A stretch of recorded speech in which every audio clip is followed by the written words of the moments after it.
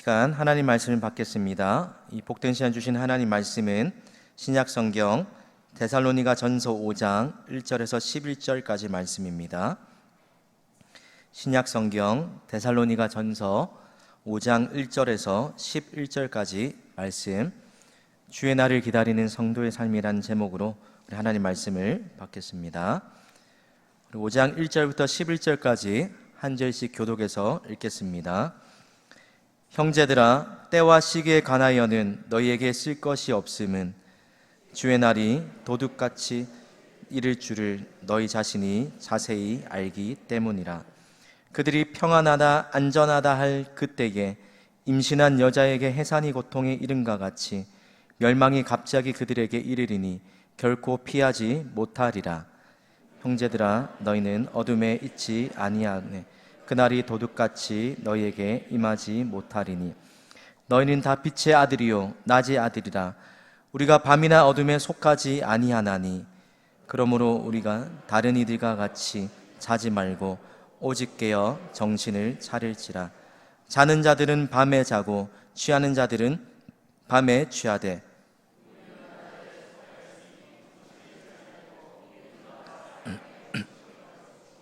구원의 소망에 투구를 쓰자. 하나님이 우리를 세우심은 노하심에 이르게 하심이 아니요 오직 우리 주 예수 그리스도로 말미암아 구원을 받게 하심이라.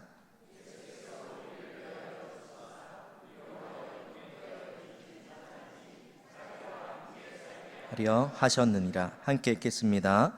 그러므로 피차 건면하고 서로 덕을 세우기를 너희가 하는 것 같이 하라.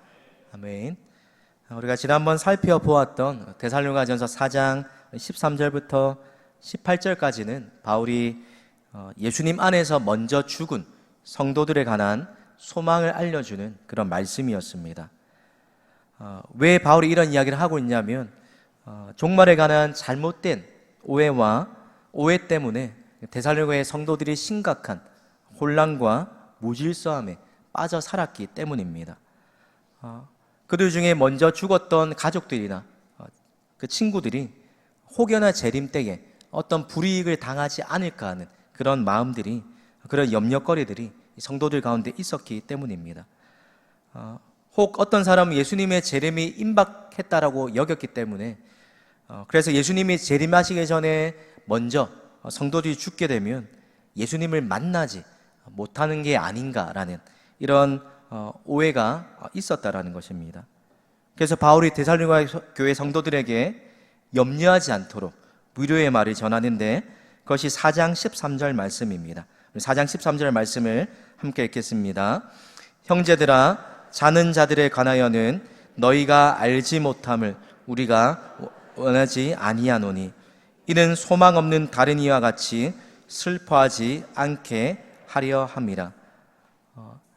예수 믿는 사람들도 똑같이 죽음을 맞이하지만 그러나 이들의 죽음이 소망이 없는 죽음으로 끝나지 않는다, 슬픔만으로 끝나지 않는다라고 이야기하면서 그 이유를 14절 하반절에 이렇게 설명합니다.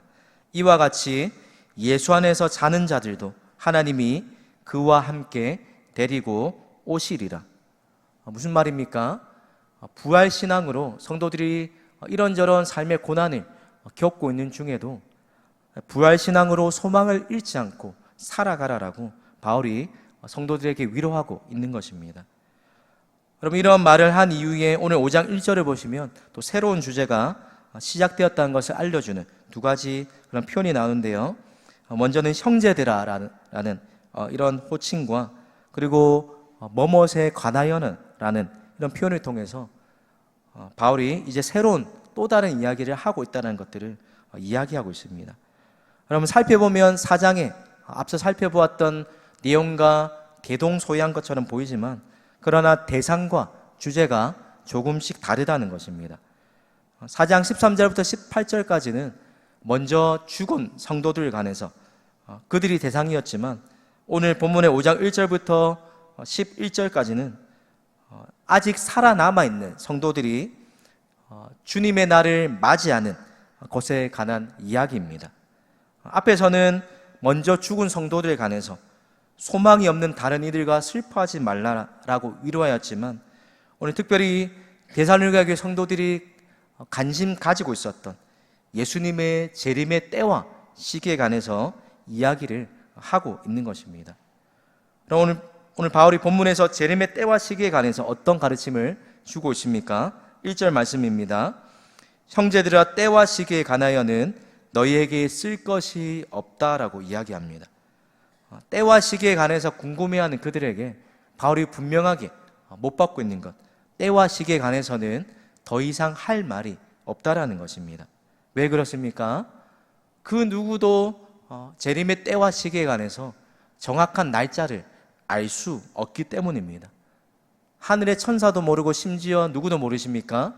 예수님도 모르신다라고 이야기하십니다.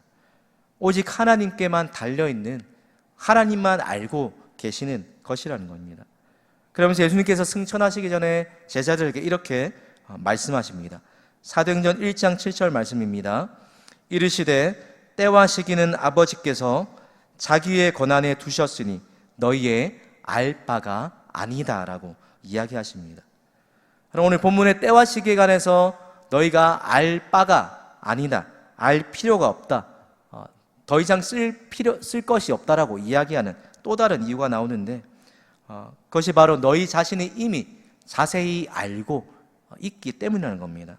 그럼 자세히라는 이 말이 풀어 설명하면 너희가 정확하게 틀림없이 확실히 재림의 때와 시기에 관해서 명확하게 알아야 될 내용에 관해서 이미 알고 있기 때문에 더 이상 쓸 것이 없다라는 것입니다. 그럼 주의 날이 언제 임할지는 성도들이 알지는 못한다 할지라도 확실하게 아는 한 가지, 그것이 무엇입니까? 주의 날이 어떻게 임하게 되는지에 관해서는 분명히 알고 있다는 것입니다. 오늘 두 가지로 주의 날이 임하는 모습에 관해서 설명합니다. 첫 번째는 도둑같이 주의 날이 임한다라고 이야기합니다. 여러분, 언제 도둑이 집에 방문해서 물건을 훔치겠다라고 이야기하는 도둑이 있습니까? 그런 도둑은 한 명도 없을 것입니다. 마찬가지로 예수님의 재림 또한 언제, 어느 시기에 올 거라고 예상할 수가 없다라는 것입니다. 아무도 예상하지 못한 그때에 주의 날이 임하게 될 것이라고 이야기합니다. 뿐만 아니라 주님의 날은 어떤 특징을 갖고 있습니까?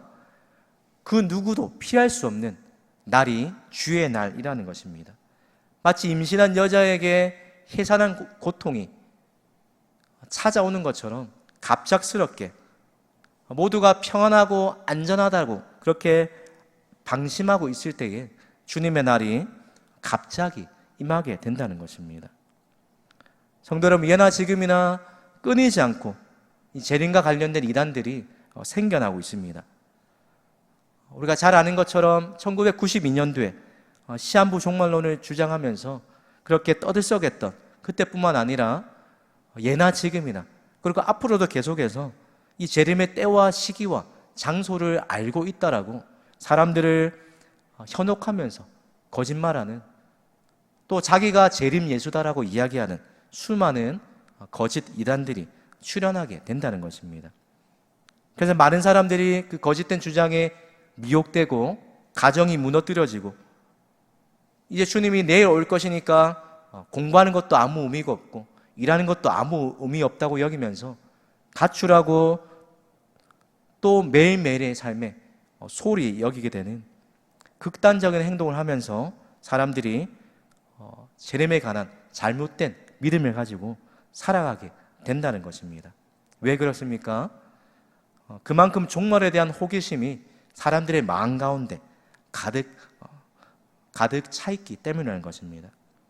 사랑하는 성도 여러분, 오늘 우리가 재림의 때와 시기에 관해서 언제인지를 아는 것보다 그것이 중요한 것이 아니라 재림에 관한 이 건전한 관심은 우리의 믿음을 더욱 굳건하게 세우고 우리의 믿음을 올바르게 하는 그런 순기능이 있지만, 그런데 여러분, 재림에 관해 잘못된 오해를 가지고 또 잘못 이해하게 되면 오히려 우리의 신앙이 변질되고 또 망가지고 우리의 삶이 무너지게 된다는 것입니다. 여러분, 때와 시기에 관해서 호기심을 갖는 것보다 더 중요한 것이 있습니다. 그것이 무엇입니까? 예수님의 재림이 반드시 있다는 사실을 기억하며 사는 것입니다. 그럼 주의 날을 기다리는 성도들에게 첫 번째 필요한 자세, 그 때와 시기는 우리가 모른다 할지라도 주님이 약속하신 그 주님의 재림의 때가 우리에게 반드시 임하게 될 것이라는 것을 잊지 않고 살아가는 것입니다. 그럼 재림의 때가 있다는 사실을 기억하며 살 때 어떤 삶을 살아가게 됩니까? 주의 날을 대비하면서 준비하면서 살아가게 됩니다. 또 영적으로 깨어있는 삶을 살아가게 된다는 것입니다. 어떤 사람에게는 주의 날이 도둑같이 갑자기 멸망처럼 임하게 될 것이라고 이야기하지만, 그러나 이어서 4절에 어떤 사람들에게는 주의 날이 도둑과 같이 임하지 않을 것이다라고 분명히 똑같은 주의 날을 맞이하면서 누군가에게는 분명한 차이가 있다라는 것입니다. 예수님이 재림하시는 날이 어떤 사람에게는 갑작스러운 멸망과 심판의 날이지만, 어떤 사람에게는 그토록 기다렸던 다시 예수님을 만나는 날이요, 또 우리의 육신이 부활하는 날이요, 최후 승리를 맛보는 날이라는 것입니다. 그럼 어떤 차이 때문입니까? 6절과 8절에 나오는 것처럼 예수님의 재림을 맞이하는 태도가 달라 있기 때문입니다. 그러면 오늘 4절과 6절을 보시면 반복해서 나오는 단어들이 있는데, 그것이 바로 어둠과 빛, 그리고 낮과 밤이라는 단어입니다. 어둠과 빛, 그리고 낮과 밤, 이 두 단어를 통해서 재림 앞에서 두 가지 삶의 모습이 있다라는 것입니다. 어떤 사람은 재림에 관해서 무관심하고 전혀 재림이 있다라고 생각하지 않으면서 어둠과 밤에 속해 있는 삶을 살아가는 부류가 있는 반면에, 또 어떤 사람은 이 주님의 재림이 있다는 사실을 분명하게 기억하면서 빛과 낮에 속하는 삶을 살아가는 그런 양갈래 구분되는 삶으로 구분된다는 것입니다. 그럼 성도들에게는 재림의 날이 도둑과 같이 임하지 못하는 그 이유, 그것이 무엇 때문입니까? 바로 성도가 밤에 속한 사람이 아니요, 또 어둠에 속한 사람이 아니요, 낮과 밤에 속해 있는 아들이기 때문이라는 것입니다. 그래서 성도에게는 주의 날이 전혀 두렵거나 전혀 당황스럽게 여겨지는 날이 아니라는 것입니다. 그럼 성도가 어떤 태도로 주님의 재림을 맞이해야 되는지 우리 6절과 8절에 두 번째 모습을 보여주는데, 우리 6절과 8절 말씀을 화면을 보고 함께 읽겠습니다. 그러므로 우리는 다른 이들과 같이 자지 말고 오직 깨어 정신을 차릴지라. 8절입니다. 우리는 낮에 속하였으니 정신을 차리고 믿음과 사랑에 호신경을 붙이고 구원의 소망의 투구를 쓰자. 여기서 잔다라는 말은 도덕적으로 풀려있는 그런 해이해져 있는 상태를 가리킵니다. 또 영적인 어떤 무감각한 상태, 영적으로 잠들어 있는 상태를 말하는 것입니다. 그래서 밤에 자고 밤에 취한다는 말은 영적으로 나태해 있고 도덕적으로 타락해 있는 삶을 묘사하는 것입니다. 종말에 대해서 아무런 경계심도 없이 살아가는 태도를 밤에 자고 밤에 취했다라고 표현하고 있는 것입니다. 그럼 반대로 깨어있다는 말은 어떤 말입니까? 영적으로 깨어서 각성을 촉구하는 말입니다. 특별히 재림과 관련해서 많이 사용되는 표현인데, 그럼 여기서 정신을 차린다는 말이 근신하다라는 말입니다. 또 근신하다는 말이 어떤 말인가 보니까 군인들이 밤에 깨어서 적이 오나 안 오나 밤새 24시 교대 근무를 하면서 보초를 서는, 경계 근무를 서는 그 말이 근신하다, 정신을 차리다라는 말인 것입니다. 그러면 우리에게 필요한 건강한 재림의 신앙 어떤 모습입니까? 그날과 때가 언제인지 날짜를 계산하는 것이 아니라, 그 날짜를 계산하기보다 그 때가 언제인지 몰라도 매일매일 하루하루 우리의 삶을 결산하실 주님 앞에서 성실하게 우리에게 맡겨진 삶을 최선을 다해 살아가는 것, 영적으로 깨어 살아가는 것, 그것이 성숙한 재림의 신앙을 가진 성도의 모습이라는 것입니다. 사랑하는 성도 여러분, 주의 날을 기다리는 성도는 주의 날이 있다는 것을 기억하고 살아갈 뿐만이 아니라 주의 날을 기억하면서 어떻게 살아갑니까? 영적으로 깨어있는 삶을 살아가게 된다는 것입니다. 그리고 언제 주님이 재림하실지는 모른다 할지라도 주님이 언제 재림하실지 모르기 때문에 오히려 우리가 영적으로 잠들지 않고 항상 근신하면서 깨어서 살아야 한다는 것입니다. 오늘이라도 주님이 오신다면 그 주님의 재림을 기쁘게 맞이할 수 있도록 종말론적인 의식을 가지고 살아야 한다는 것입니다. 그 주님의 재림을 고대하는 마음을 가지고 살아가는 것이 주의 날을 기다리는 성도의 올바른 자세인 것입니다. 그럼 잘못된 종말론에 우리가 사로잡혀서 방탕한 삶을 살거나 매일매일 해야 할 일을 내팽개치거나 그렇게 살지 않고 주님의 날을 잘 대비하고 하루하루의 삶에 충실하고 질서 있게 살아가는 것이 주님의 재림을 맞이하는 바른 성도의 태도입니다. 사랑하는 성도 여러분, 혹 저 여러분도 영적으로 깨어있지 못하는 혹 잠들어 있는 부분이 있다라면 그것이 무엇인지 다시 한번 점검해보고 우리의 신앙이 늘 영적으로 깨어서 살아가시는 그런 삶 되시기를 주님의 이름으로 축복합니다. 오늘 주의 날을 준비하고 영적으로 깨어있는 삶을 살기 위해서 우리가 어떻게 해야 하는지를 8절에 이렇게 또 설명합니다.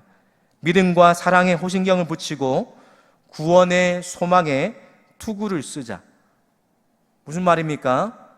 주님의 날이 완성되기 때까지, 주님이 이 땅에 재림하시는 그날까지 우리에게 늘 끊이지 않는 영적 전쟁이 있다는 사실을 기억하면서 영적 이 싸움에서 믿음과 사랑과 소망이라는 이 무기를 가지고 또 이 갑옷을 가지고 완전 무장을 하고 살아야 한다는 것입니다.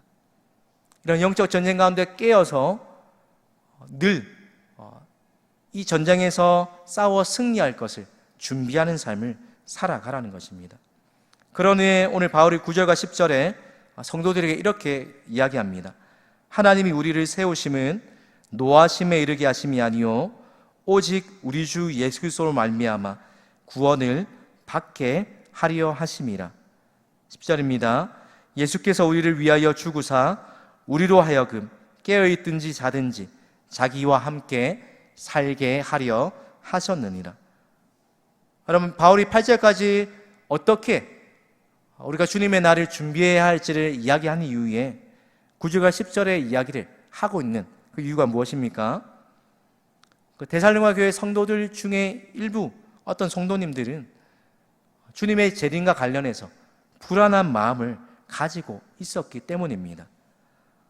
혹시나 이 주님의 날이 불신자들처럼 자기들에게도 도둑과 같이 갑자기 임하는 것은 아닌가, 혹 주님의 날이 본인들에게도 심판처럼 임하게 되지 않을까라는 그런 의심하는 마음들, 또 두려워하는 마음들이 덜어는 성도들 가운데 있었다는 것입니다. 그래서 바울이 재림이 그런 의미가 아니란 것을 분명히 알려주고자 오늘 하나님께서 이 데살로니가 교회 성도들을 선택하신 그 이유와 목적이 무엇인지 분명히 알려주고 있는 것입니다. 하나님이 이들을 선택하신 목적이 무엇입니까? 노하심에 이르게 함이 아니요 예수님으로 말미암아 구원에 이르게 하기 위해서라고 분명하게 밝히고 있습니다. 그럼 재림의 궁극적인 목표, 예수님과 항상 함께하는, 늘 주님과 동행하는 삶을 사는 것, 그것이 성도들에게 주님이 약속하시는 재림의 궁극적인 목표임을 말씀해주고 있는 것입니다. 그럼 마지막으로 바울이 재림을 맞이하는 성도들에게 필요한 삶의 모습, 그것이 어떤 것인지를 11절에 마지막으로 알려주는데 11절 말씀을 같이 한번 읽겠습니다. 시작. 그러므로 피차 권면하고 서로 덕을 세우기를.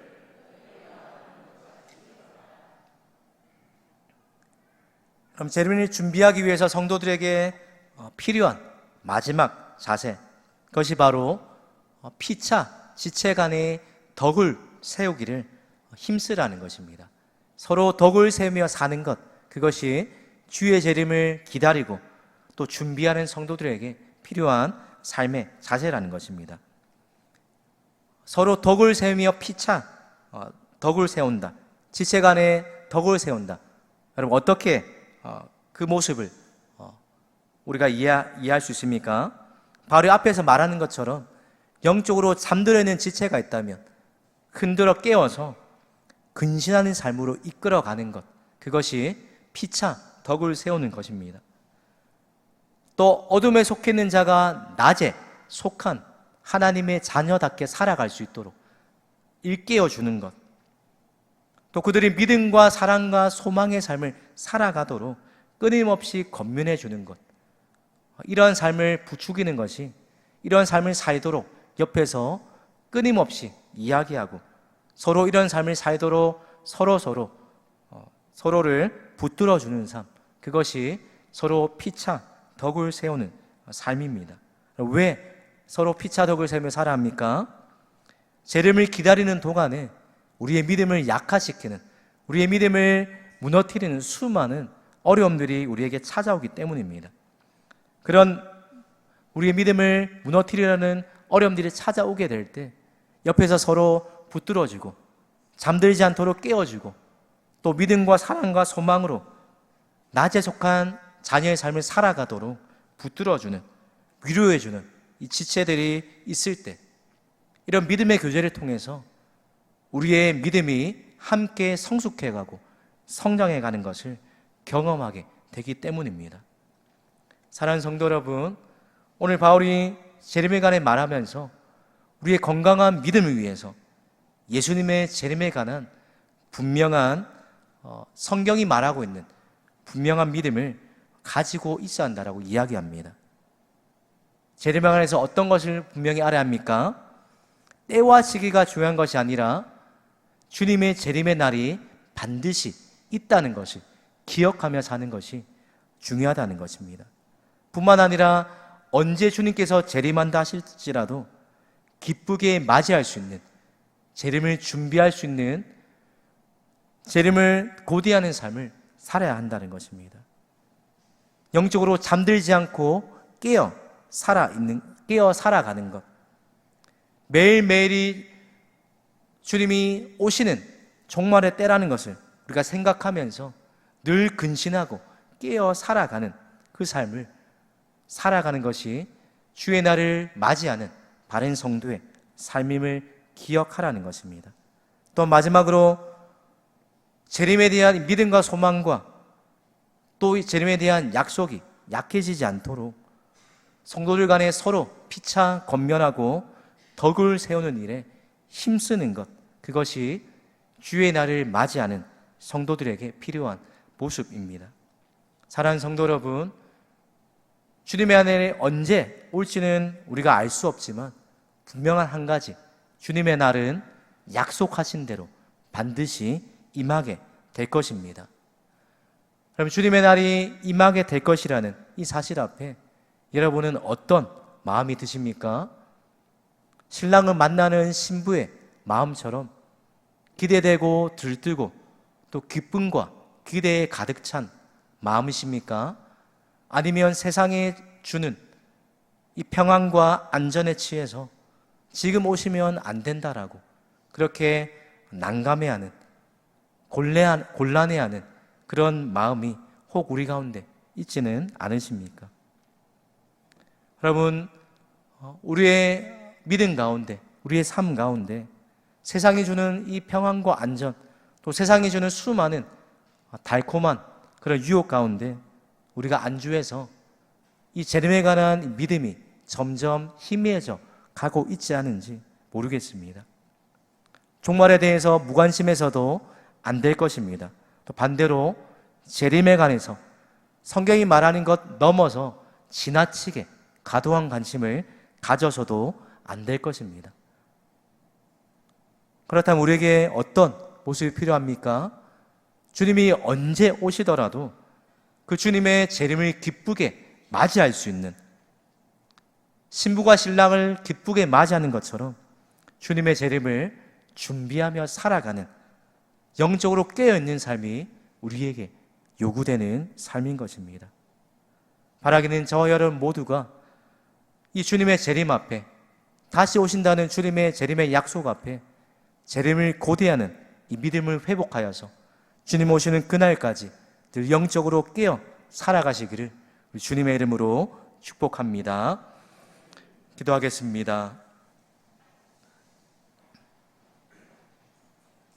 하나님 아버지, 우리에게 다시 오시겠다라는 재림의 약속을 주셔서 그 약속을 붙들고 소망 가운데 살아가게 하심을 감사드립니다.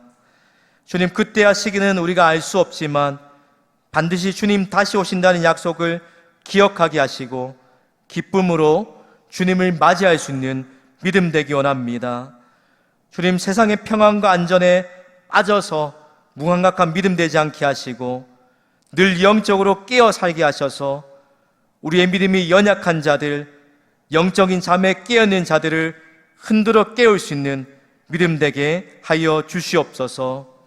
다시 한번 이 말씀을 통하여 우리의 믿음이 주님의 다시 오심을 고대하는 믿음을 회복하기 원합니다. 감사드리며 예수님의 이름으로 기도드립니다. 아멘.